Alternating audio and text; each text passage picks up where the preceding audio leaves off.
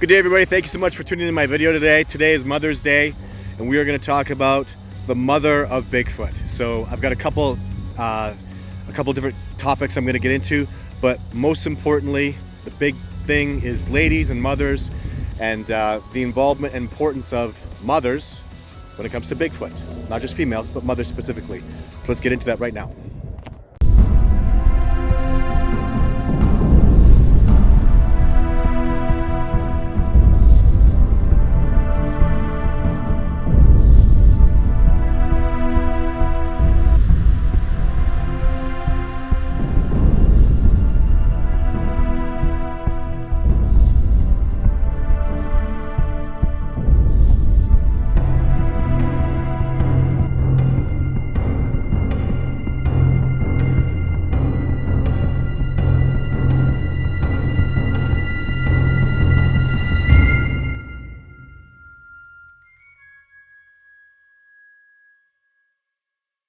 So homage to mothers, I gotta say, my gosh, my mom, when search and rescue went missing, when I went missing years ago, search and rescue had to go looking for me. It was a really hard time for her.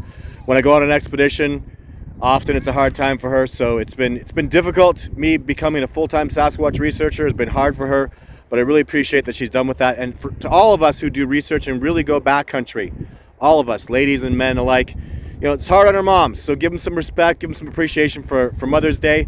Obviously, I've been talking about this quite a bit, and I really want to recognize the incredible all-lady expedition that's coming up, being hosted by Ashley Ann.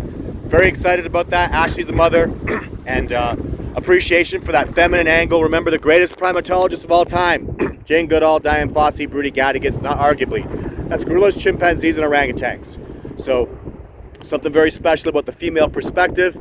And oftentimes females are mothers. And what am I talking about mothers? Why does this have to do with Bigfoot? Well, the mother of all Bigfoot. We're going to do that today. And that is the Patterson female. Why do I know she's a mother? Well, it's not well known. It's not talked about a lot. But in fact, the Patterson footage, the reason Roger Patterson and Bob Gimlin were up there, we're going to show an interview, an archive interview from 1967 from the mouth of the men who were there, fresh off the actual footage that they'd filmed. They're in Vancouver, Canada. They're being interviewed by a professional interviewer. It's cut short. It's a John Green interview. I'm very, very grateful to have it. But what brought them there and what's not well known is, so they'd been obviously looking for Sasquatch. This was an expedition that they did. And so many things are going on here that nobody talks about. First of all, the fact that what got them there was people have been talking about 3 sets of tracks. A big set of tracks, the Patterson female, and the child, a young set of tracks. It's even been shown to me, and I don't know how true this is or not. I require more investigation. I'm going to defer to Jeff Meldrum on this, and I will be talking to him about this year. Apparently, even in the Patterson footage, there's potential for a young Sasquatch to be off in the distance. But most importantly, I want to hear about the tracks, because a lot of tracks were filmed in that Patterson documentary, and I want to go into that in greater detail. But the Patterson female likely is having big, large, heaving breaths. I mean, the odds of her not being a mom are extremely unlikely, especially since we have small Sasquatch tracks found in association with her, which was why Bob and Roger, it's so important how they got there. The backstory, the front story, what's going on, how close they got to her. At one point, Bob Gimlin, in this interview you're going to see, claims that he was within 90 yards. How is that possible? And I'll tell you how. There's another secret going on here that outfitters and backcountry hunters and people know, is that ungulates don't hide from ungulates. So if you're going out there in a horses scent and the sound that horses make don't scare ungulates like elk or deer or moose. They're not afraid of other elk, deer, or moose. And when they're out there on a horse, they're making only that horse sound, and that might be tremendously why they got within 90 freaking feet of this Patterson female. So I'm going to play this incredible interview. For those of you who are big fans of it, it's real Roger Patterson. Roger Patterson died in approximately 1972, like 5 years after he filmed the Sasquatch. And some of the most profound testimony I've seen Roger Patterson talking. I talked to a documentarian who filmed Roger Patterson and didn't use much of his footage because Roger Patterson was a humble, quiet, simple man. Grover Krantz interviewed him, talking about the mid-tarsal joint and the specific anatomy that the Patterson female exhibits, And Grover Krantz came back and goes, this man couldn't have faked this. He's a very simple man. He didn't know about mid-tarsal joints. He didn't know about the foot stance and the 5 different motions that a foot goes through. All the things, all the anatomy that he had perfectly. The way the breasts were moving, the way the body was moving, the alignment of the feet. Roger Patterson couldn't have done that. He simply was a simple man. I don't know how else to put it. And he was not capable of pulling this off. And Bob Gimlin, I've met Bob Gimlin. He's a tremendously honest, amazing man. He just isn't the man. He's just an honest, good man. He couldn't have done this, guys. And I don't even need to. We have a lie detector audio test that we do. I don't even need to do it with these guys. I can hear it in their voices. In this interview, these men are absolutely authentic. This footage is absolutely real, 100%. Jeff Meldrum and John Benedict, my mentors, even Survivor Man, will give me heck. You always have to have, they always say 99%. You always have to have that 1% of doubt. There's no 1% of doubt with this. It's not mathematically possible. They literally have done so many things that happened in this Patterson footage. Just with these 2 things alone, the mid-tarsal joint that wasn't even known to science was happening in the Patterson footage, and we know that from the tracks. The tracks, the foot, the mid-tarsal joint squeezes like this. No human foot can do that. You can squeeze at the toes, but not in the center. And we see that in the track, the way there's a piling in the center as the foot squeezes back. In the middle, you'll see that in the trackways, even in this footage. The other thing is, no one knew they walked in a straight line. It's literally 1 in a million that they pulled off the alignment of the feet. And if you just give it 1 in a million, which is not even true, if it's 1 in 100 million that they got that mid-tarsal joint squeezing, the odds of 1 in a millions happening is what? 1 in 100 trillion? So literally, I would say the odds of this footage, and there's a dozen other things happening. The breasts that are so authentic, the movement that I've seen a Sasquatch, it looks like the Patterson female, and then the way her body turns, and she's got also a blown quadricep. With all these things, literally the odds of this being fake, I'll be honest, the odds of this being fake are 0.00000000000000000000000. You get it, 1. That's the odds of this footage being fake. In my factual knowledge and my scientific understanding, that's the odds of this footage having been hoaxed. It's literally 1 in 100. What is it? Centillion. Look that number up. It's 1 in 100 centillion. Is the odds of this having been faked. Enjoy this interview. It's a wonderful archive. Thank you for John Green and Todd Prescott for procuring this footage. I'm very grateful. This is a part of history, ladies and gentlemen. This is the first ever incredible piece of Sasquatch footage that's ever been recorded, and the 2 iconic men who will always be absolute heroes to me for having filmed this and having gone out to the world. They were actually showing this footage in Vancouver. They had just shown the footage to the University of British Columbia. Like, these men were fearless. They knew it was real. The footage was absolutely outstanding and amazing. They were ridiculed and mocked. The rest of Patterson's lives, half of Bob Gimlin's life, he was mocked and chastised and considered a hoaxer for this footage. And the truth is, it's absolutely real footage. And I totally stand behind this. Enjoy this piece of footage. Thank you very much for tuning in. I've been interviewing eyewitnesses of Sasquatch sightings, Sasquatch themselves, since 1954. And I might as well tell you that the first time I've been what you might call really impressed. I saw the film taken by Roger Patterson and Bob Gimlin near Eureka, California on Friday afternoon, the 20th of October.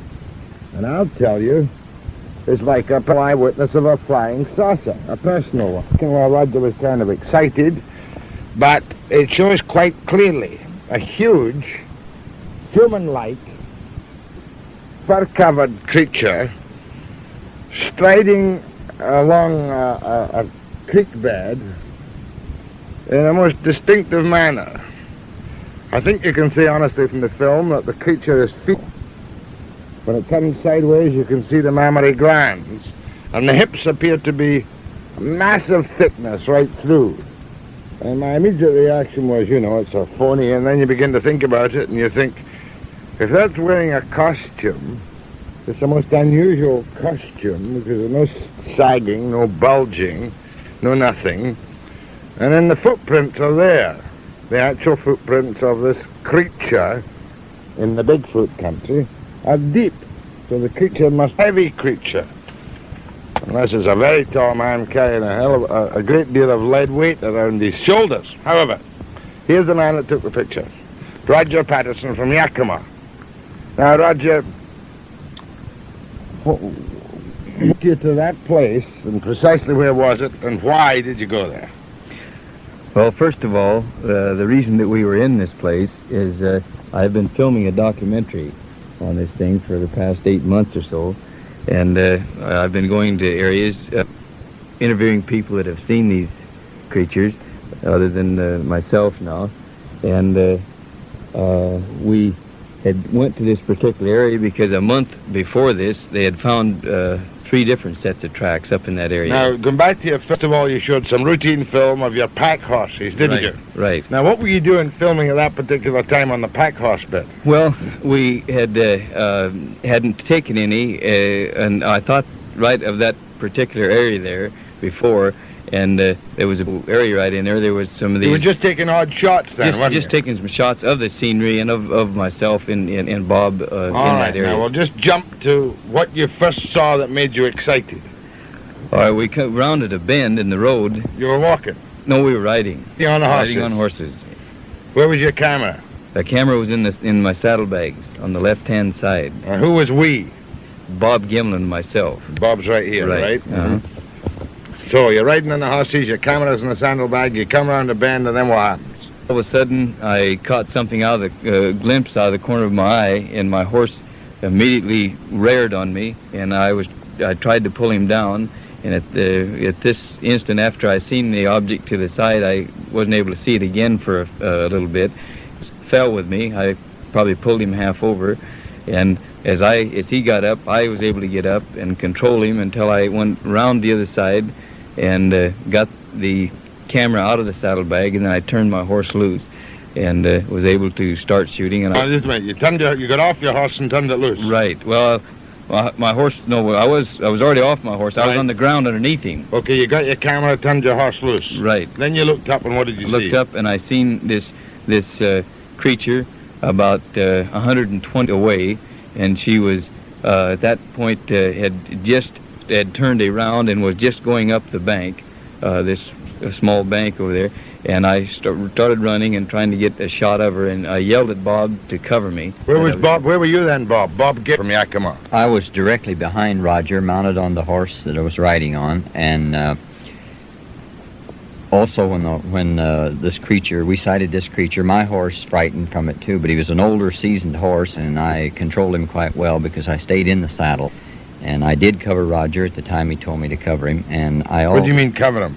I took my rifle from the scabbard, from the saddle, and in the event that this creature would attack, I felt that I could protect him somewhat. Did you have your eye on the creature all the time?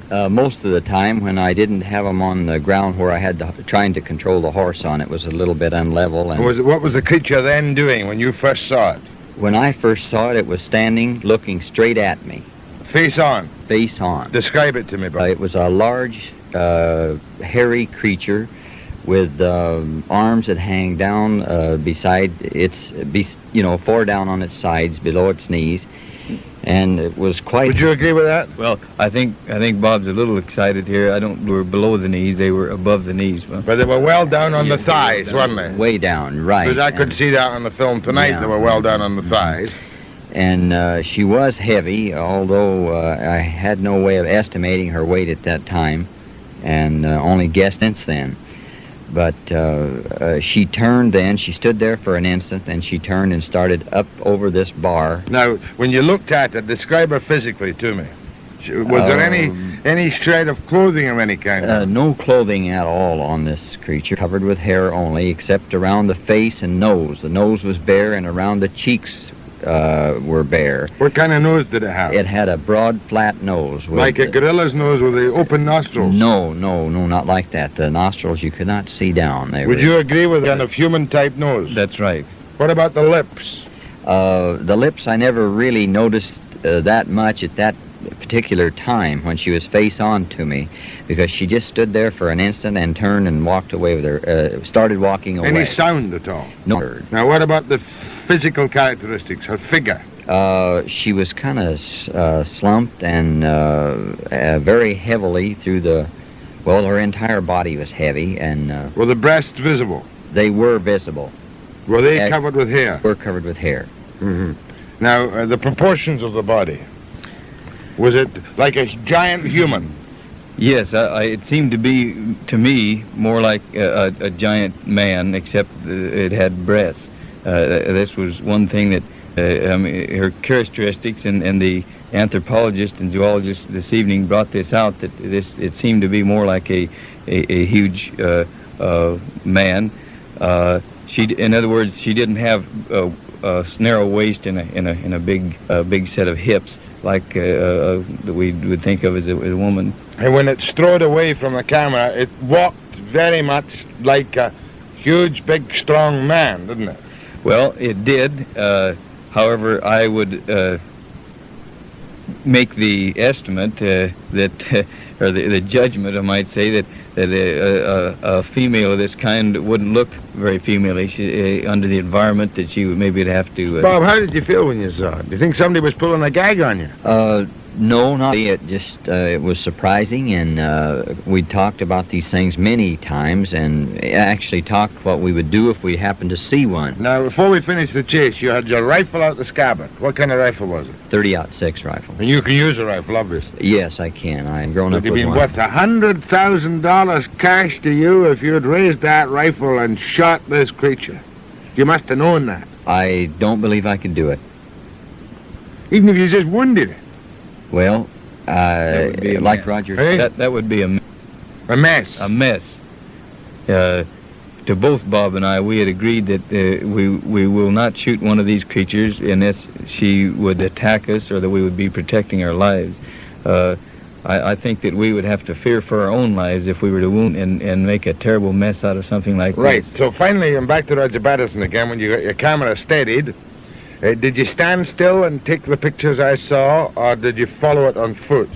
Her, we should say follow her on foot. I followed it on foot because this was the only way that I had. I knew this situation, of course, at the time, and I could see her moving away from me, and I knew Bob was there, and I thought, if I'm ever going to get any pictures, I'll have to do it now. And I ran as best I could and trotted. How close did you... The closest.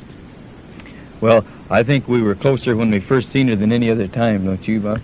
No, I disagree with you there. I believe just immediately after we got across the creek, we were probably closer to her at that time than we were when we first sighted her, because she had her back to us at that time, and or at least I was closer because I ran a little farther up on the horse. I was moving pretty fast, and I got him finally across the creek.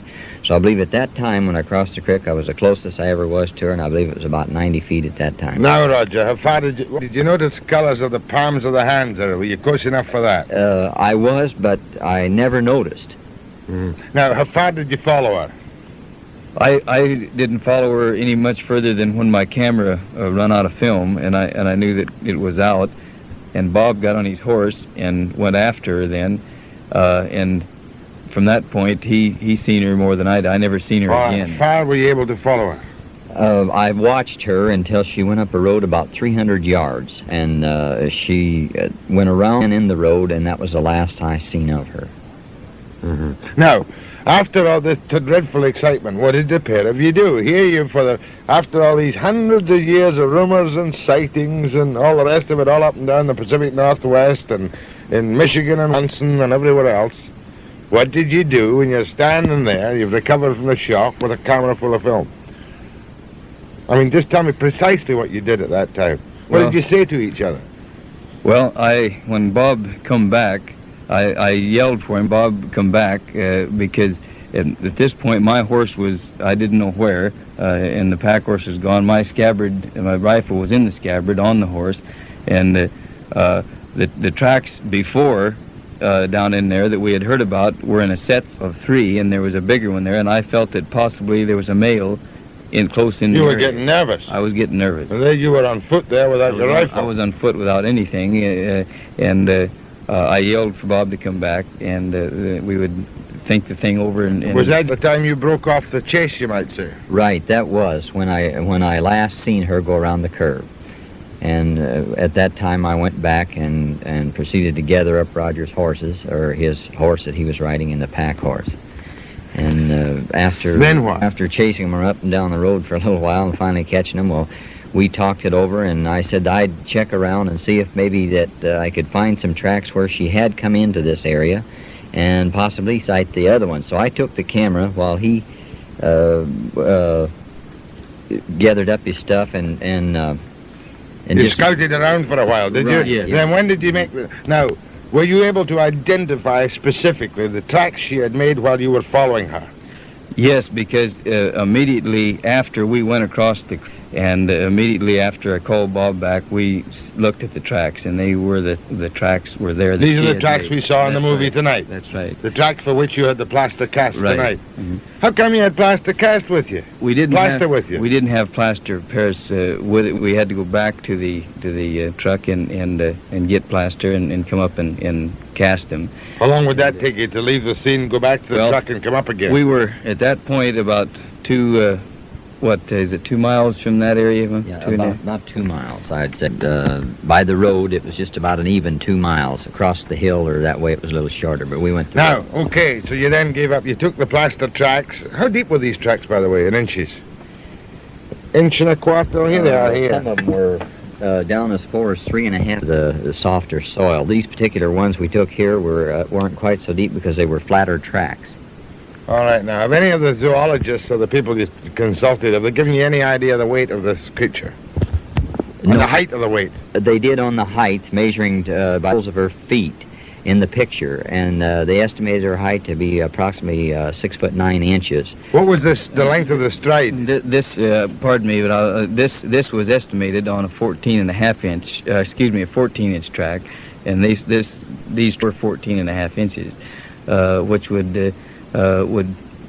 would add quite a considerable bit. What was the stride cadence? I believe that's the proper technical description. She averaged a 41-inch stride, somewhere thereabouts. She was taking she to a 46-inch stride. So that would be 3 feet 5 to 12, 36, 12, 14, 48. 3 feet 5 to 3 feet 10. Yes. My goodness gracious me. And of course this There must be lots of them around there. I mean, what would they be doing down at the creek? Well, they're in this creek. We didn't fish it, but we seen them jumping, and I could only surmise what she was either drinking or possibly trying to catch fish in the creek. Any sign of fishes, what's the word, faces around? Any other tracks of the animal? There was no droppings at all. That's the word I was looking for. Well, now what? You're going to sell this film to the highest bidder? Well, we just haven't made any definite plans, but I would imagine that we will probably sell it. How can you afford to take all this time off to go down? Oh, no, rather, first of all, how long have you been looking for Sasquatch, live Sasquatch? Well, off and on for about 7.5 years, but the last 4 years I've made much more of an effort than any other time. You're financially independent? Well, somewhat, yes. In other words, you can go out this kind of cable without suffering too much financially. Well, it's been tough. Why has nobody ever found any bones of these Sasquatch down in that Bigfoot country where there have been reports of so many tracks? Well, not only down in that country, but there's been tracks all over the Northwest in Canada, as you well know, in Canada. But they seem, I think anyway, this maybe doesn't agree with all of the fellas that's been involved in this, but they seem to dwell primarily in the rainforest, or they can get to the rainforest fairly easy. And bones in this type of climate, in a rainforest climate, don't last very long. Do you realize, boys, Bob Gilman and Roger Patterson, there are people who are going to say you're total nuts. You know that, don't you? You're held up to ridicule by some people.